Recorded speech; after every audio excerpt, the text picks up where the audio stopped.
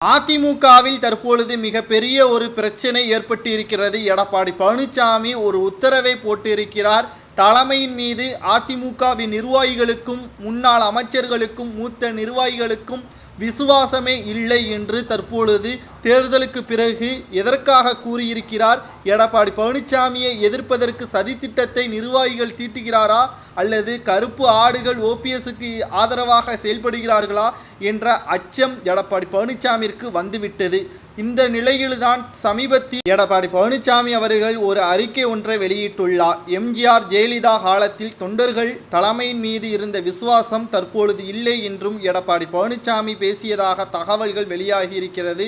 சென்னை மண்டல அதிமுக மாவட்ட செயலாளர்கள் கூட்டம் ராணிப்பேட்டை தலைமை அலுவலகத்தில் நடைபெற்றது.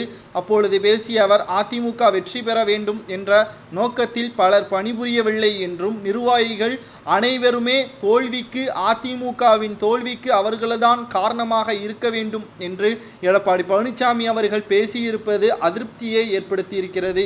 தேர்தல் கருத்து கணிப்புகள் வைத்தே எடப்பாடி பழனிசாமி அவர்கள் முடிவு செய்வது நியாயமற்றது என்றும் கருத்து கணிப்புகள் முன்னுக்கு பின் முரணாக இருக்கும் என்றும் தற்பொழுது செய்திகளும் வெளியாகி இருக்கிறது. ஆனால் எடப்பாடி பழனிசாமி முழுக்க எங்கள் மீது குற்றங்களை சுமர்த்தினால் நிச்சயமாக நாங்கள் அதை ஏற்றுக்கொள்ள மாட்டோம்.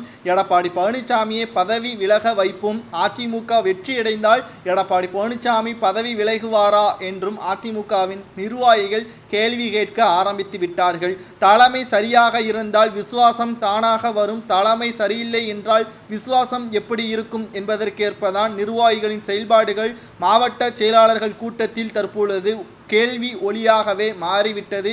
அதிர்ந்து போன எடப்பாடி பழனிசாமி தற்பொழுது ஆலோசனை கூட்டத்தை பாதியில் நிறுத்திவிட்டு அங்கிருந்து சென்றுவிட்டதாகவும் செய்திகள் வெளியாகியிருப்பது மிகப்பெரிய ஒரு அச்சத்தை எடப்பாடி பழனிசாமி அவர்களுக்கு ஏற்படுத்தி இருக்கிறது.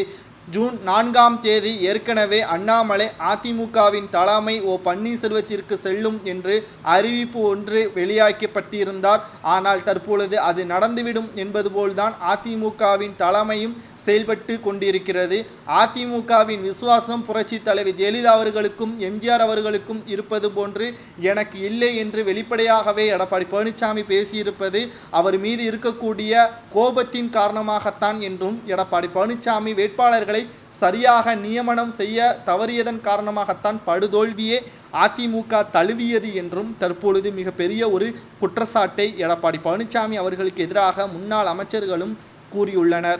இதனால் தேர்தலுக்கு பிறகு நிச்சயமாக, தேர்தல் முடிவுக்கு பிறகு நிச்சயமாக அதிமுக மிகப்பெரிய ஒரு மாற்றத்தை தழுவும் என்று KP முனுசாமி அவர்கள் கூறுவதை பற்றி உங்களது கருத்துக்களை கூறுங்கள்.